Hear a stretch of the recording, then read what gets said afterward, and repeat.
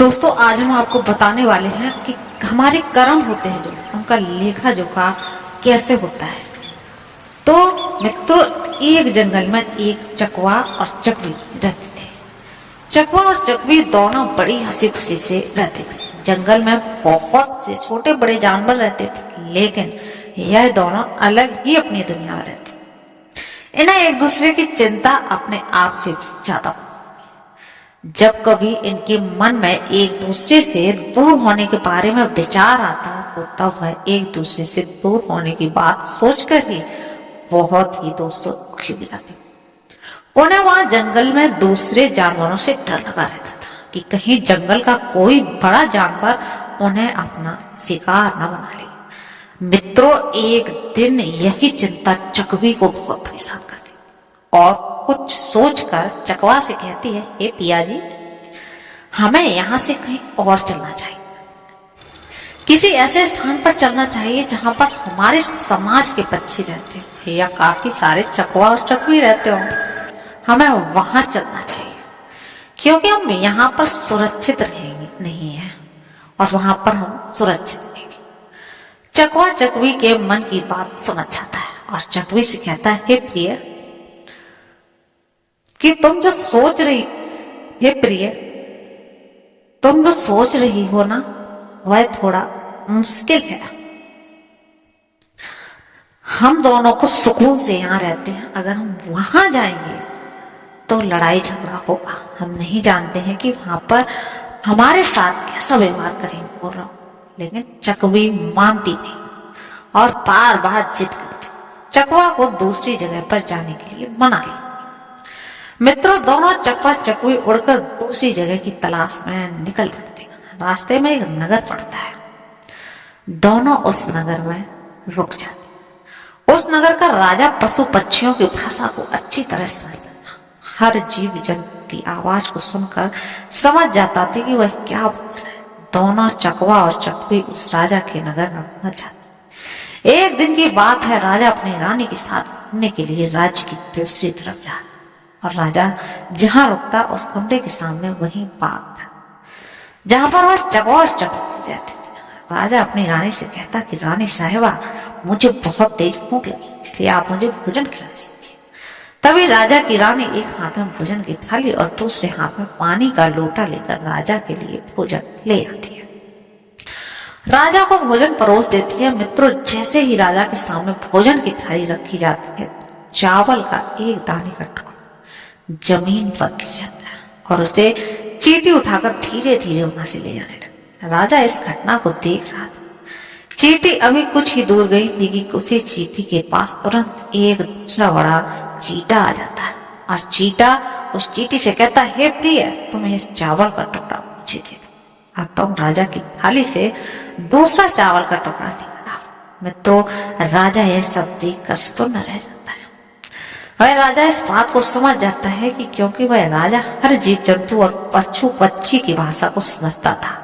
राजा इस बात को समझ जाता है कि जब चींटी मना करती हुई कहती है कि नहीं, अगर राजा को पता चल जाएगा तो वह मुझे मार देगा, लेकिन चींटा नहीं मानता और चींटी से फिर कहता है कि चिंता मत करो, राजा को पता नहीं चलेगा।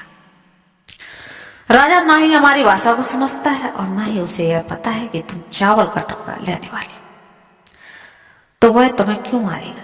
उसकी बात मानकर चींटी फिर से जाने की कोशिश करने लगती, लेकिन आधे रास्ते में ही वापस लौट जाती। कुछ दूर जाकर वापस आ जाती है और चींटा से कहती है कि नहीं, मैं नहीं जाऊंगी। हो सकता है कि राजा को पता चल जाए और तब राजा मुझे भी मार भी सकता है।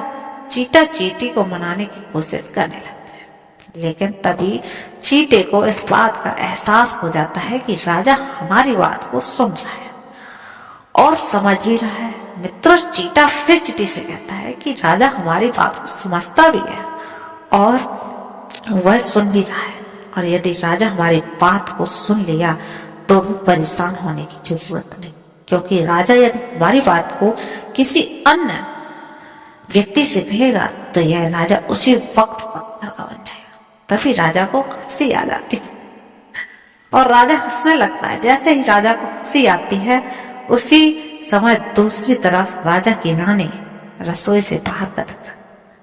जैसे ही वह रसोई से बाहर निकलती है तो वह सामने राजा को हंसता हुआ देखती है।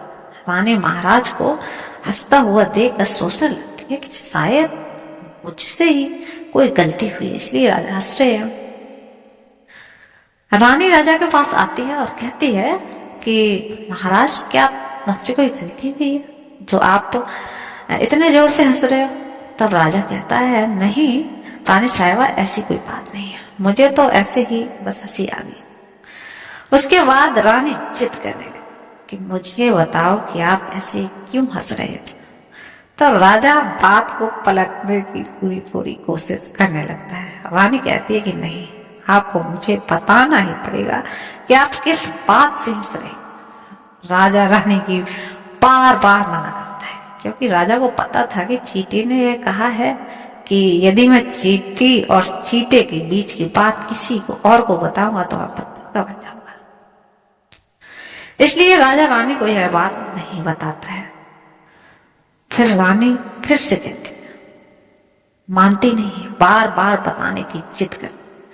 वह कहती है कि यदि आप मुझसे सच्चा प्रेम करते हो ना, तो बस मुझे अब आप ये बात जरूर बताओ। रानी की बात सुनकर राजा बड़े धर्म संकट में फंस जाते। राजा बार बार मना करते, क्योंकि उसे पता था कि यदि वह यह बात रानी को बताएगा तो वह। अब रानी को भी ऐसी जिद भरी बातें सुनकर राजा को लगता है कि यदि वह नहीं बताया तो रानी पर विश्वास टूट जाएगा। अब रानी की जिद के आगे राजा को झुकना पड़ता है और राजा कहता है कि ठीक है, यदि मैं आपको यह बात बताऊंगा तो आपको बहुत पछताना पड़ेगा। हम किसी जंगल में चलते हैं, वहां जंगल में जाकर मैं आपको इस बात को बताऊंगा। उसके बाद राजा और रानी रथ पर सवार होकर दोनों जंगल की ओर दोस्तों निकल पड़ते। और दोस्तों उसी समय चकवा जो चकवी थे वो भी जंगल की तरफ भोजन की तलाश में निकलने लगते हैं। राजा रानी दोनों जंगल में पहुंच जाते। तब राजा रानी से चींटी की बात कहना शुरू करता है। वह बात रानी को सुनने लगता है। जैसे ही राजा थोड़ी थोड़ी बात रानी को बताता जाता है, वैसे वैसे वह पत्थर में बदलता जाता है।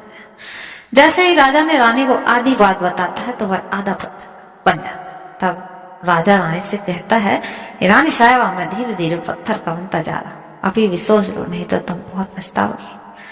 तब रानी कहती है, महाराज थोड़ी सी बात बची है, आप उसे भी पूरी कर दीजिए। जैसे ही राजा पूरी बात रानी को बताता है, वह पूरी तरह पत्थर का बन जाता है। रानी को अपनी जिद के कारण राजा पत्थर का बन जाता है। मित्रों, अब रानी सिर पकड़कर रोने लगती। वह उस पत्थर को हिलाने की कोशिश करती, लेकिन वह भारी पत्थर हिल नहीं रहा है, क्योंकि राजा बहुत शक्तिशाली था, बहुत भारी था।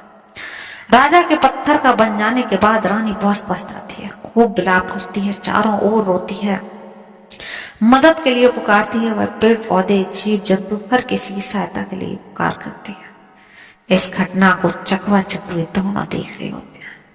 तब रानी का विलाप देखकर चकवा और चकवी को उस पर दया आ जाती है।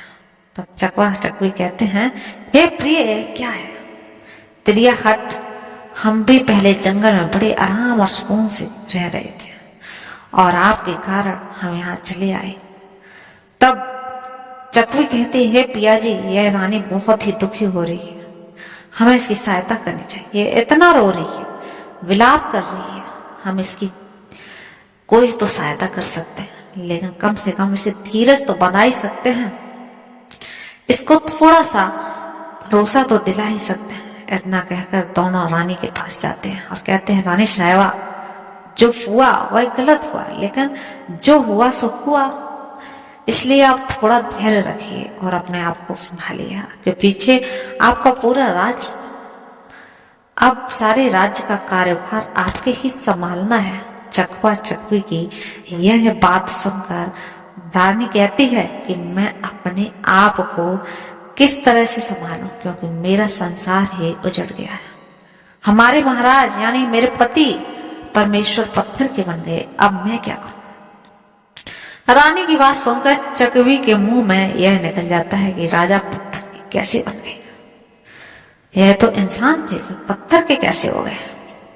चकवी की बात सुनकर रानी उसे राजा के पत्थर बनने की वह सारी बात बताती है। तो राजा ने उसे सुनाई थी। जब रानी चींटी वाली बात चकवी को बताती है, जैसे जैसे वह बताती है वैसे वैसे वह धीरे धीरे पत्थर की बनती चली जाती है। जैसे ही रानी की बात खत्म होती है, रानी पूरी तरह से पत्थर बन जाती है। उन दोनों को पत्थर का बना हुआ देखकर चकवा और चकवी को यह चिंता सताने लगती कि यह संकट हम पर भी आ सकता है। वह समझ चुके थे कि जो भी ये चींटी चीटा की बात किसी और को बताएगा वह पत्थर का बन जाएगा।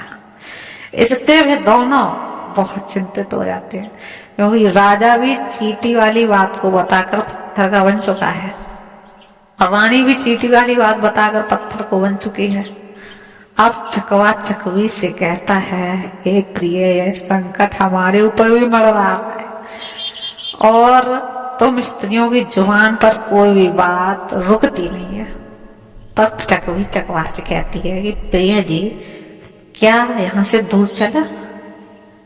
तब चकवा चकवी से कहता है कि दूर जाकर क्या ही फायदा होगा। यह संकट तो धरती के किसी भी कोने में हमारा पीछा नहीं छोड़ेगा, यह हमेशा हमारे ऊपर रहेगा। यदि जाने अनजाने में हमारे मुख से यह बात निकल गई तो हम दोनों भी पत्थर के बन जाएंगे। इस बात को लेकर दोनों चकवा चकवी बहुत परेशान। अब रात दिन उन्हें यह भी दुख खाया जा रहा है कि इस दुख के कारण दोनों ना तो ठीक से भोजन कर पाते और ना ही सो पाते। बस दिन रात हमेशा उन्हें यही परेशानी रहती है कि कहीं यह बात हमारे मुख से ना निकल जाए। यदि हमारे मुख से यह बात निकल गई तो हम दोनों पति पत्नी की बन जाएंगे। दोस्तों, इस बात को लेकर चकवा के मन में एक विचार आता है। दोस्तों, चकवा कहता है कि यदि सारी चींटियों को नष्ट कर दिया जाए तो यह सब खत्म हो सकता है, क्योंकि यह सब किया धरा तो उस चींटी का ही। यह बात सोचकर चकवा चकवी से कहता है, हे प्रिय, यदि हम सृष्टि से सारी चींटियों को खत्म कर दें तो तुम्हारा यह संकट खत्म हो जाएगा। यह सोचकर चकवा चकवी चींटियों को मारकर खाना शुरू कर देते हैं। चारों तरफ चकवा चकवी का आतंक इतना फैल जाता है कि चींटियां इनके सामने आने से भी डरने लगती हैं। चकवा चकवी हर तरफ अपनी नजर रखते हैं, जहां भी उन्हें चींटियां नजर आती हैं वो उन्हें खा जाती हैं। सभी चींटियां अपनी घर धरती के अंदर बनाने शुरू कर देती हैं। उनके डर से कोई भी चींटी धरती के बाहर नहीं आती थी। सारी चींटियां जमीन के अंदर बिल बनाती थी और उसमें छुप कर बैठी जाती। काफी समय हो जाने के बाद इन चींटियों को भूख लगने लगी। अब चींटियों को बिल के अंदर भोजन कहाँ से मिले, क्योंकि बिल में तो कोई भोजन नहीं होता है। तो भोजन मिलता है अब वह बिल के बाहर ही होता है। अब चींटियां भोजन के लिए बाहर आती तो चकवा चकवी उन्हें तुरंत खा जाते। चींटियां धरती में बिल खोद कर धरती के अंदर जाकर बैठी रहती थी। उधर भूख से तड़पते हुए वह दोनों चींटा और चींटी भगवान श्री हरि विष्णु की भक्ति करने लगते। चींटा बहुत कठोर तप करने लगता है। भक्ति करते करते उनको मालूम नहीं था कि वह कहाँ है। वह निराधार भक्ति करते, वे अन्न जल भी ग्रहण नहीं करते। इसलिए भगवान श्री हरि विष्णु उनमें बहुत जल्दी प्रसन्न हो जाते। इस तपस्या से प्रसन्न होकर श्री विष्णु ने उन्हें दर्शन दिए। श्री हरि विष्णु से कहते हैं, चींटा, हम तुम्हारे भक्ति से बहुत प्रसन्न हैं, तुम्हें मुझसे जो कुछ चाहिए वह मांग लो। चींटा कहता है, हे प्रभु, हमें भूख प्यास नहीं लगनी चाहिए, फिर हम बाहर नहीं जाएंगे, और अगर हम बाहर नहीं जाएंगे तो चकवा चकवी हमें नहीं खा पाएंगे। इसलिए हे प्रभु, आप हमारे पेट में गांठ लगा दीजिए। तब भगवान श्री हरि विष्णु कहते हैं, तथास्तु, और तभी चींटा के पेट में गांठ लग जाती है। और मित्रों, आज भी चींटियों के पेट में वह गांठ लगी हुई है। चींटियों का पेट नहीं होता है। फिर चींटा श्री हरि विष्णु से कहता है, हे प्रभु, हमारी सारी प्रजाति के पेट में तो गांठ लग गई है, लेकिन चकवा चकवी से हमें अभी भी खतरा है। वह हमारे इंतजार में जमीन के ऊपर बैठे हुए हैं। वह हमें जैसे ही देखेंगे वो हमें मार देंगे, हमें बिल्कुल खत्म कर देंगे। हे प्रभु, आप इसका भी कुछ उपाय करें। चींटा बात सुनकर भगवान श्री हरि विष्णु चींटा को लेकर उसे चकवा चकवी की समझ जाते। फिर भगवान श्री हरि विष्णु चकवा से कहते हैं, चकवा तुम चींटियों का शिकार करना बंद कर दो, इसमें चींटियों का कोई दोष नहीं है, दोष उस राजा का था, क्योंकि वह राजा सभी जीव जंतु की भाषा समझने में सक्षम था। वह जीव जंतुओं की भाषा समझता था, वह उनका रूप बदलने में भी सक्षम था, और जब वह रूप धारण किया करता था तो उन पशु पक्षियों पर अलग अलग तरह के अत्याचार करके आनंद लेता था। बाद में वह उन्हें छोड़कर वापस इंसान बन जाया करता था, उन पशु पक्षियों पर हंसता था। इसी मूर्खता के कारण आज वह राजा का बना हुआ है, वह अपने कर्मों का फल भोग रहा है। तब चकवा कहता, हे प्रभु, अगर ऐसा है तो उसकी पत्नी का इसमें क्या दोष, उसे पत्थर का क्यों बनना। तब भगवान विष्णु कहते हैं कि उसकी रानी भी उसकी बराबर की भागीदार है, यदि वह राजा को रोकती तो वह ज्यादा पाप नहीं कर पाता, इसलिए रानी भी उसके पाप के बराबर ही भागीदार है, इसी कारण से वह भी पत्थर की बन चुकी है। फिर चकवा कहता है, हे प्रभु, इस बात को किसी अन्य से कहेंगे तो क्या हम भी पत्थर के हो जाएंगे। तब भगवान कहते हैं कि तुम्हारा यह श्राप समाप्त हो चुका है, अब इस बात को किसी से कहने पर भी कोई फर्क नहीं पड़ेगा, तुम अब इसको किसी से भी कह सकते हो, तुम्हारे ऊपर से यह खतरा टल चुका है। सुनकर चकवा चकवी बहुत प्रसन्न हो जाते हैं, इतनी खुशी का ठिकाना ही नहीं रहता है। इसके बाद भगवान श्री हरि विष्णु वहां से अंतर ध्यान हो जाते हैं। मित्रों, कर्मों का जो लेखा जोखा है एक ऐसा सिद्धांत है जो बताता है कि हमारे कर्मों का प्रभाव हमारे जीवन पर और भविष्य में हमें प्रभावित करते हैं। कर्मों का हिसाब किताब चित्रगुप्त द्वारा रखा जाता है, जो यमराज को जीवों के कर्मों की जानकारी देते हैं। जीवों को उनके कर्मों के अनुसार उचित फल मिलता है। मित्रों, वीडियो आपको कैसी लगी कमेंट बॉक्स में अवश्य बताएं। वीडियो को लाइक शेयर एंड सब्सक्राइब कर लें चैनल को। आप सभी को हमारी वीडियो देखने के लिए दोस्तों आज